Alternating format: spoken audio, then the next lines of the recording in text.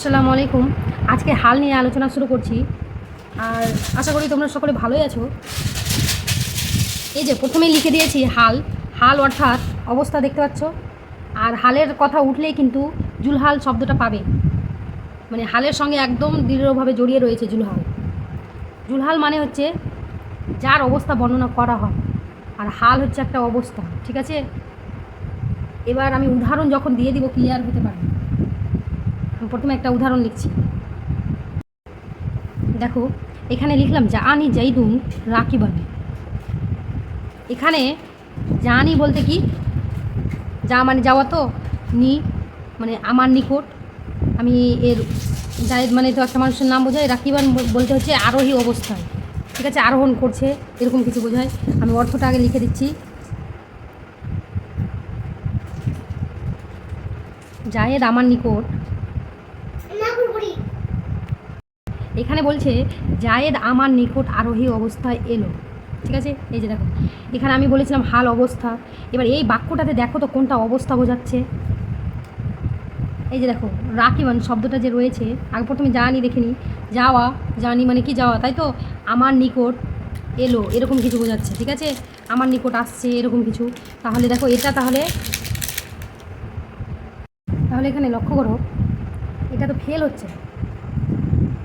যা, এটা হচ্ছে যাওয়া, কাজ করা বোঝাচ্ছে, এটা ফেল। এটা তাহলে হালও হলো না, জুল হালও হলো না। তাহলে বাকি পড়ে থাকছে এটি জায়েদ। তাহলে জায়েদ কি একটা মানুষকে, ব্যক্তিকে বোঝাচ্ছে। এবার দেখো আমি প্রথমে জুলহাল ব্যাপারে কি বলেছিলাম, যার অবস্থা বর্ণনা করা হয়। এই যে দেখো জায়েদের কিন্তু অবস্থা বর্ণনা করা হচ্ছে। এবার এখানে দেখো তো কী শব্দের দ্বারা অবস্থা বর্ণনা করছে। রাকিবান মানে হচ্ছে আরোহী অবস্থায় এলো। দেখো এলো, এটা হচ্ছে যা, এটা এলোটা বাদ দিয়ে দিচ্ছি, আরোহী অবস্থায়। রাকিবান শব্দটার মানে কি, আরোহী অবস্থায়। এই যে দেখো হাল কি বলেছিলাম, যে হাল অবস্থা বোঝাবে। তাহলে এখানে হাল কোনটা পাচ্ছি, জায়েদ না রাকিবান, এই দুটার মধ্যে কোনটার অবস্থা বোঝাচ্ছে। রাকিবান মানে কি, আরোহী অবস্থা। তাহলে কি অবস্থা বোঝাচ্ছে রাকিবানের। তাহলে রাকিবান শব্দটা হয়ে গেল, এই শব্দটা, এই যে দেখো রাকিবান শব্দটা হয়ে যাচ্ছে আমাদের হাল। ঠিক আছে, রাকিবান শব্দটা তাহলে আমরা পেয়ে গেলাম হাল। তাহলে জুলহাল কি, জুলহাল দেখো তাহলে অবস্থা বোঝাচ্ছে রাকিবান, রাকিবান দ্বারা। তাহলে এটা হয়ে গেল আমাদের হাল।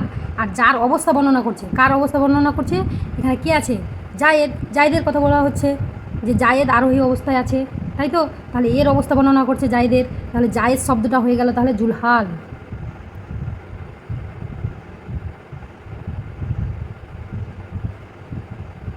ঠিক আছে,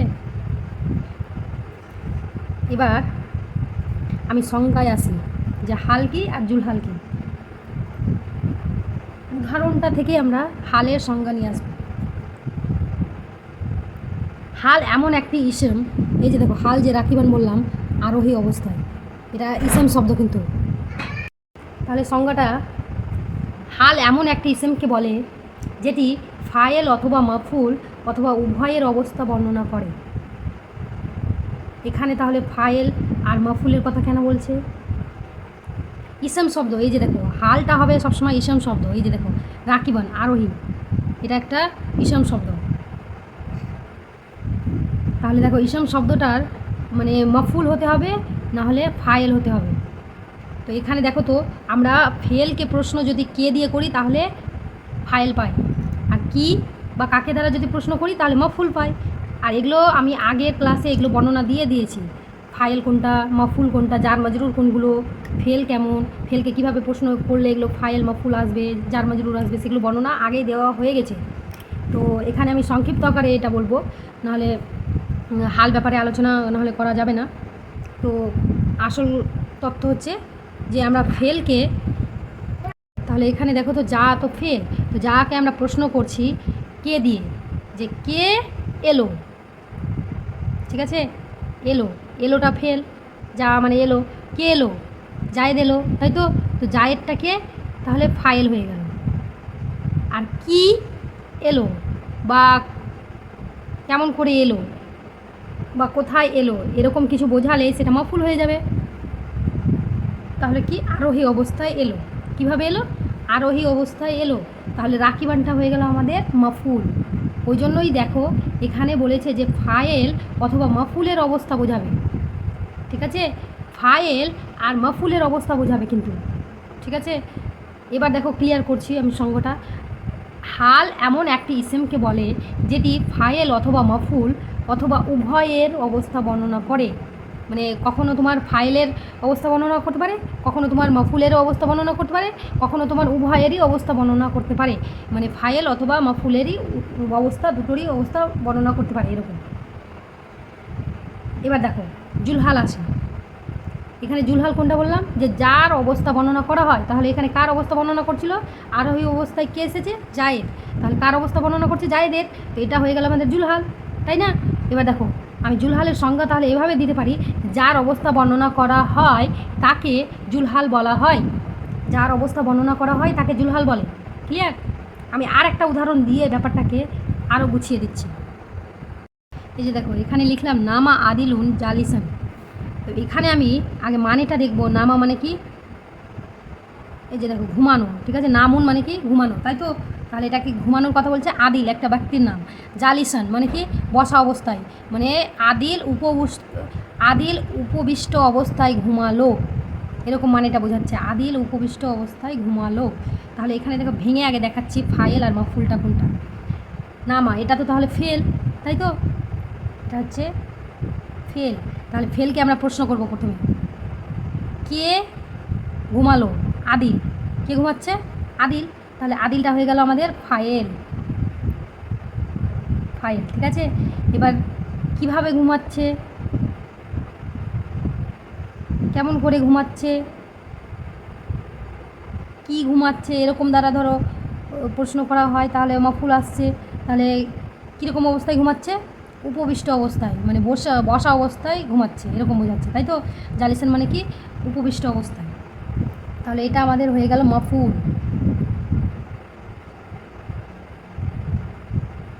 মাফুল পেয়ে গেছি। এবার দেখো আমরা এটার জন্যই সংজ্ঞাতে বলেছিলাম যে ফাইল আর মাফুলের অবস্থা বোঝাবে, ঠিক আছে? অথবা উভয়েরই অবস্থা বর্ণনা করবে। এবার এখানে আমি খুঁজবো হাল কোনটা আর জুলহাল কোনটা। ভেঙে বোঝাচ্ছি কিন্তু, নজর রাখবে। এখানে আমরা প্রথমে হাল খুঁজব। হাল মানে তো বুঝেছিলাম যে অবস্থা। এখানে অবস্থা কি বোঝাচ্ছে? কার অবস্থা বোঝাচ্ছে এটা আগে দেখবো না, অবস্থার শব্দটা কি আগে ওটা দেখো। জালিসান, এই যে দেখো বসা অবস্থায়, জালিসান বসা অবস্থায়। তাহলে এটা মাফুল পেয়েছি, জালিসান মাফুল। তার সঙ্গে এটা হয়ে গেল আমাদের হাল, মানে কি? অবস্থা বোঝাচ্ছে তো, ওই জন্য এটা আমাদের হয়ে গেল হাল। হাল কোনটা তাহলে? জালিসান, অবস্থা বোঝাচ্ছে। এবার কার অবস্থা বোঝাচ্ছে? যার অবস্থা বর্ণনা করবে সে কিন্তু জুলহাল, সংজ্ঞায় বলেছিলাম, তার সঙ্গে এই উদাহরণেও বললাম। তাহলে দেখো এখানে অবস্থা বোঝাচ্ছে আদিলের, তাহলে আদিল হয়ে গেল আমাদের ফাইল। আদিল তো ফাইল হয়েছে, কে দিয়ে প্রশ্ন করে আদিল পেয়েছি, তো এটা ফাইল। তার সঙ্গে আদিলের অবস্থা বর্ণনা করছে, তার জন্য এটা হয়ে গেল আমাদের জুলহাল।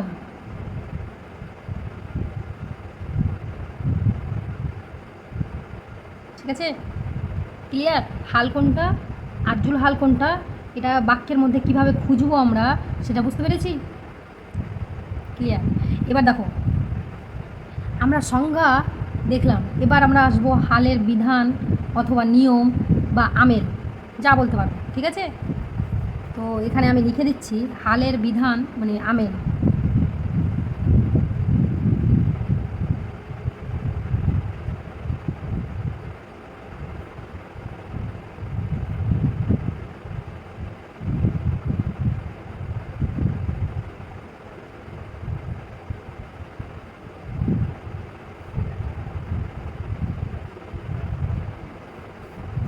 এই যে দেখো হালের বিধান আমি বুঝাচ্ছি না, আমি উদাহরণ থেকেই তোমাদের এক একটা নিয়মকে ধরিয়ে দিব, তাহলে মাথায় ঢুকে যাবে। প্রথমত আমরা এখানে কি পেয়েছিলাম?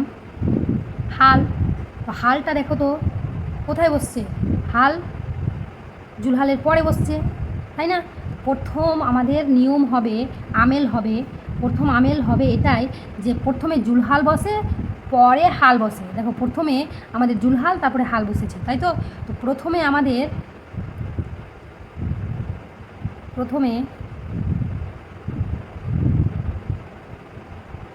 জুলহাল ও পরে হাল।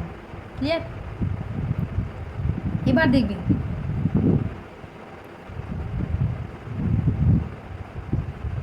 তার সঙ্গে আর একটা নিয়ম দেখবে, আমাদের হাল শব্দ দেখো প্রতিটাতে রাখিবন জালিসান, তো হাল শব্দটা কিন্তু আমাদের সবসময় অনির্দিষ্ট হয়েছে। লক্ষ্য করো, আলিফলাম আছে কি, এখানেও আলিফলাম নেই আর এখানেও আলিফলাম নেই, তাহলে কি আমাদের আমেল মানে নিয়ম হবে কি, হালের নিয়ম যে অনির্দিষ্ট হবে, আলিফলাম ছাড়াই অনির্দিষ্ট। তাহলে প্রথমে লিখে দিচ্ছি হাল অনির্দিষ্ট, ঠিক আছে। আমি সংক্ষিপ্তভাবে লিখছি উদাহরণগুলো থেকে বুঝিয়ে বুঝিয়ে, তোমরা যদি নোট করতে চাও তাহলে নিজের মতো করে সাজিয়ে গুছিয়ে বাক্যটা সাজিয়ে নিবে। আমি সংক্ষিপ্ত আকারে পয়েন্টটা ধরিয়ে ধরিয়ে দিচ্ছি শুধু নিয়মগুলো। এই যে দেখো হাল আমরা তাহলে অনির্দিষ্ট পাচ্ছি, কেন, আলিফলাম নেই, দুটোতেই দেখেছি আমরা উদাহরণে। তো প্রথম শর্ত এটা এরকমই হবে যে আমাদের অনির্দিষ্ট হবে হালটা। এবার হালে কিন্তু আমাদের কি বসবে, মানে জাবার জের পেশ এরকম, তাহলে আমাদের কি বসতে পারে, সর্বদাই কিন্তু জাবার গ্রহণ করবে। এই যে দেখো জাবার গ্রহণ করেছে, দেখো হালে দেখো জাবার গ্রহণ করেছে। এবার এখানে দো জাবার দেখতে পাচ্ছি আমরা, দো জাবার কেন বসেছে, অনির্দিষ্টর কারণে। দেখো এখানে যদি আলিফলাম থাকে তাহলে এখানে একটা জাবার হবে, এখানে যেহেতু আলিফলাম নেই ওই জন্য দুটো জাবার মানে দো জাবার, তাই তো। সেই জন্য দেখো এখানে সর্বদাই তাহলে জাবার গ্রহণ করবে, হাল অনির্দিষ্ট আর জাবার গ্রহণ করবে, ঠিক আছে, জাবার গ্রহণ করবে। এবার দ্বিতীয় শর্তে আসি, দ্বিতীয় নিয়ম, উদাহরণ দিলাম না এটা, কারণ এটার উদাহরণ এগুলোই। এই যে প্রথম উদাহরণ যেটা দিয়েছিলাম, এটা যেটা উদাহরণ দিলাম এটি প্রযোজ্য এটা নিয়মের ক্ষেত্রে। এবার দ্বিতীয় নিয়মটা দেখো না, জুলহালের ব্যাপারে বলছি। এবার এটা হালের ব্যাপারে ছিল যে হাল অনির্দিষ্ট হবে আর জাবার গ্রহণ করবে, উদাহরণে দেখে নিব আমরা, ঠিক আছে। আর জুলহালটা আমাদের আগে বসছে আর হালটা পরে বসছে, জুলহালের পরে হালটা বসছে, তাই তো। এবার দেখো দ্বিতীয় নিয়ম, দেখো জুলহাল তাহলে অনির্দিষ্ট হবে না নির্দিষ্ট হবে সেটা দেখব। এই যে দেখো জুলহাল মানে জুলহাল জাইদুন আদিলুন, যার অবস্থা বর্ণনা করছে, তাই তো। তাহলে এখানে দেখো তো আদিল জায়েদ এগুলো কিন্তু নির্দিষ্ট রয়েছে, মানুষের নাম নির্দিষ্ট, তাই তো। এখানে নির্দিষ্ট করে মানুষের নামকে বুঝিয়ে দিয়েছে, তো এটা কি আমাদের জুলহাল, জুলহালটা তাহলে নির্দিষ্ট হবে। এবার আমেল কিভাবে বসবে, পূর্বের আমেল অনুপাতে। পূর্বের আমেল কাকে ফলো করবে তাহলে, এই যে ফেলটা কি অবস্থায় রয়েছে, ফেলটা কি অবস্থায় রয়েছে সেটাকে ফলো করবে আমাদের জুলহাল, মানে যার অবস্থা বর্ণনা করছে সেই শব্দটা আগের যে ফেল শব্দ রয়েছে তাকে ফলো করবে। আমি এখানে দ্বিতীয় নিয়মটাতে লিখছি জুলহাল ব্যাপারে, যে জুলহাল সর্বদাই নির্দিষ্ট হবে,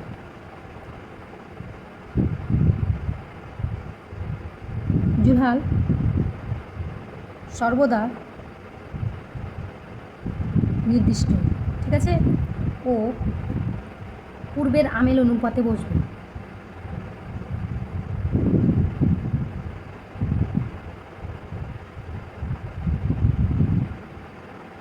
পূর্বের আমেল অনুপাতে হবে, ঠিক আছে, যাবার যে পেশ গ্রহণ করবে। সংক্ষিপ্তভাবে লিখে দিন, আমরা উদাহরণ থেকেই কিন্তু এক একটা নিয়ম দেখাচ্ছি, মাথায় ঢোকাতে সুবিধে হবে। জুলহালটি সর্বদা নির্দিষ্ট হচ্ছে আর তার সঙ্গে পূর্বের আমেল অনুপাতে তার যাবার যে পেশটা গ্রহণ করছে, ঠিক আছে। আর হালটা কি হয়েছিল, অনির্দিষ্ট আর যাবার গ্রহণ করবে। এবার আসে তৃতীয়,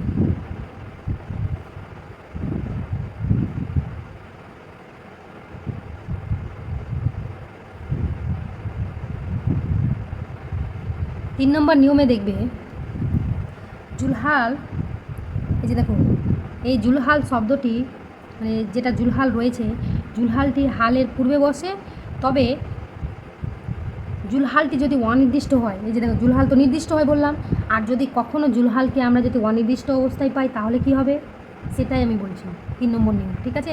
জুলহালটি যদি অনির্দিষ্ট হয় তবে জুলহালটি হালের পরে বসবে, বুঝতে পেরেছ। আমি প্রথমে বললাম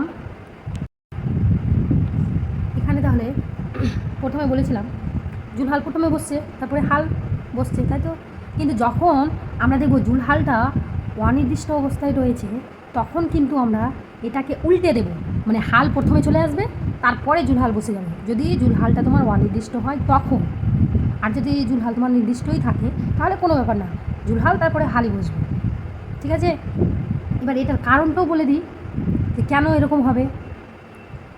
কারণ নাসাবের হালাতে এই দেখো, জুলহালটি যদি তোমার অনির্দিষ্ট অবস্থায় থাকে তাহলে কী হবে, জাবার গ্রহণ করবে। অনির্দিষ্ট অবস্থায় জাবার গ্রহণ করে নাসাব, তাই তো। এবার দেখো, যদি জুলহালটা তোমার জাবার গ্রহণ করে নির্দিষ্ট মানে অনির্দিষ্ট অবস্থায়, জুলহালটি যদি জাবার গ্রহণ করে নাসাবের অবস্থায় যদি পাওয়া যায়, তাহলে কিন্তু হাল আর জুলহাল তখন থাকবে না, তখন হাল জুলহালের সম্পর্কটা তখন মৌসুফ সিফাতের মতো দেখাবে। আর মৌসুফ সিফাত কি, আমি কিন্তু এটা নিয়েও আগে বর্ণনা দেওয়া হয়ে গেছে আমার, এগুলো মৌসুফ সিফাতের ক্লাস নেওয়া আছে আমার। তো মৌসুফ সিফাত কেমন, যে সিফাত তো গুণ বোঝায়, আর মৌসুফ কি, যার গুণ বর্ণনা করা হচ্ছে।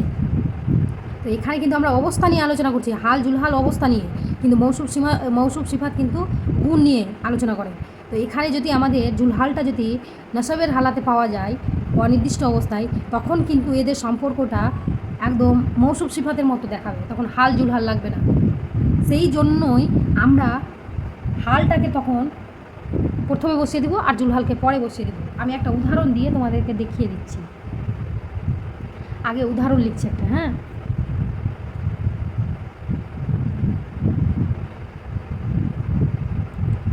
আমি নিয়মটা লিখে দিচ্ছি। এই যে দেখো, এটা তো হাল আর জুলহাল অবস্থায় রয়েছে, প্রথমে জুলহাল বসেছে, হাল বসেছে, প্রথমে জুলহাল তারপরে হাল বসেছে, একদম নিয়ম অনুযায়ী যেটা হাল জুলহালের শর্ত থাকে সেটাই বসেছে। এটা আমাদের তাহলে হাল আর জুলহালেরই বাক্য। এবার একটা তোমাকে মৌসুফ সিফাতের একটা উদাহরণ দিয়ে দেখাচ্ছি এখানে, দেখবে।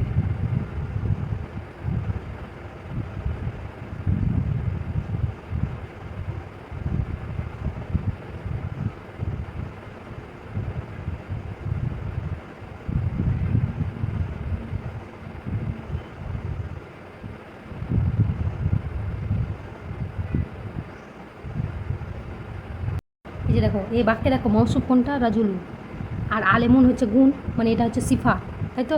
এবার এখানে দেখো মৌসুফ সিফাতের শর্ত কী থাকে, যে মৌসুফ যে অবস্থায় থাকবে সিফাতটাও সেই অবস্থায় থাকবে। তো এখানে পেজ গ্রহণ করেছে, তো এটাও পেজ গ্রহণ করেছে, এটা নির্দিষ্ট, তো এটাও নির্দিষ্ট আছে। দেখো মৌসুফ সিফাত নির্দিষ্ট নির্দিষ্ট একদম শর্ত মোতাবেক মৌসুফ সিফাত মিলে গেছে। ঠিক আছে, জ্ঞানী লোকটি, মানে জ্ঞানী লোকটি এলো, মানে এটা কী বোঝাচ্ছে, জ্ঞানী লোকটি এলো। তাহলে দেখো তো, এটা কিন্তু মৌসুফ সিফাতের উদাহরণ। এটাকেই যদি আমরা হাল জুলহালে করি তাহলে দেখো কিভাবে আসছে।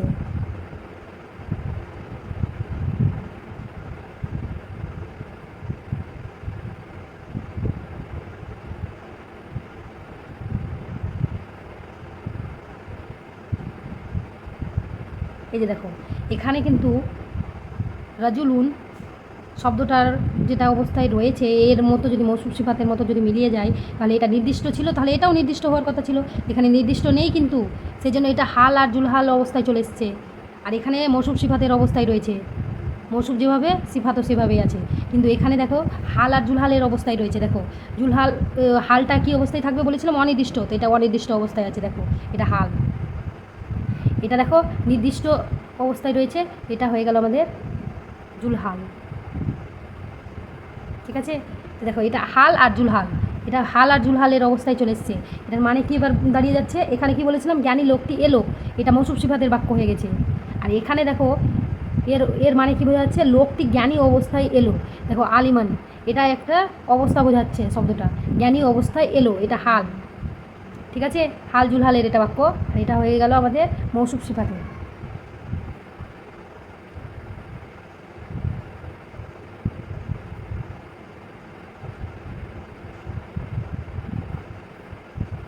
আর এটা হচ্ছে হাল জুলহাল। ঠিক আছে, তাহলে দেখো এখানে 3 নম্বর শর্ত এটাই দিয়েছিল যে যদি তোমার জুলহালটি, যদি জুলহাল নসব অর্থাৎ অনির্দিষ্ট অবস্থায় থাকে তাহলে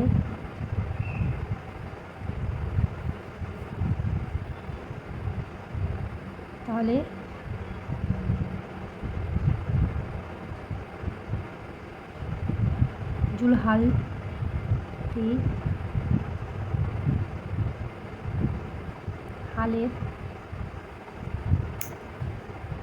পরে বসবে। এই যে দেখো একটা আমি উদাহরণ লিখলাম, জারাবতু রাজুলা কয়মান। এর আগে দেখো জুলহাল শব্দটা কিন্তু দেখো জুলহাল শব্দ কী এসছে, যে পেজ গ্রহণ করেছে, মানে তোমার নির্দিষ্ট রয়েছে তার সঙ্গে পেজ গ্রহণ করেছে আপূর্বের রামের অনুপাতে। কিন্তু এখানে দেখো জাবার গ্রহণ করেছে, মানে কি নাসাবের অবস্থায় রয়েছে রাজুলা। কিন্তু কাইমান এটা কিন্তু আবার অবস্থা বোঝাচ্ছে, কিন্তু এটা হাল দেখাচ্ছে, তাই তো এটা হাল। এবার এটা তাহলে জুলহাল, যার অবস্থা বর্ণনা করছে, লোকটির অবস্থা বর্ণনা করছে, এটা তাহলে জুলহাল। কিন্তু জুলহালে দেখো আমাদের নাসাবের অবস্থায় রয়েছে, কিন্তু আমাদের শব্দটা এখানে কি দিয়েছিলাম, যে অনির্দিষ্ট অবস্থায় অথবা নাসাবের অবস্থায় যদি পাওয়া যায় তাহলে জুলহালটি হালের পরে বসবে, মানে হালের পরে চলে আসবে। এটা তাহলে একদম বাক্যটা ভুল হয়ে গেছে। যদি জুলহালটি যদি এটা জুলহাল আর এটা হচ্ছে হাল, তাই তো। এবার দেখো শর্ত অনুযায়ী জুলহাল, তারপরে হাল বসেছে, কিন্তু এখানে দেখো একদমই ভুল বাক্যটা। কেন? কারণ জুলহালটাতে আমরা নাসাব পাচ্ছি। এর আগে দেখেছিলাম জুলহালের শর্ত পেশ গ্রহণ করবে, মানে আপূর্বের আমেল অনুপাতে থাকবে, ঠিক আছে। কিন্তু এখানে দেখো নাসাবের অবস্থায় রয়েছে, নির্দিষ্ট অবস্থায় কিন্তু নাসাবের অবস্থায়, তাহলে এটার শর্তটা এখানে মিলবে না। এই শর্তটা এখানে হয়ে যাবে এই শর্তটা, যে জুলহালটা তখন পরে বসবে, জুলহালটা মানে এপারে চলে আসবে।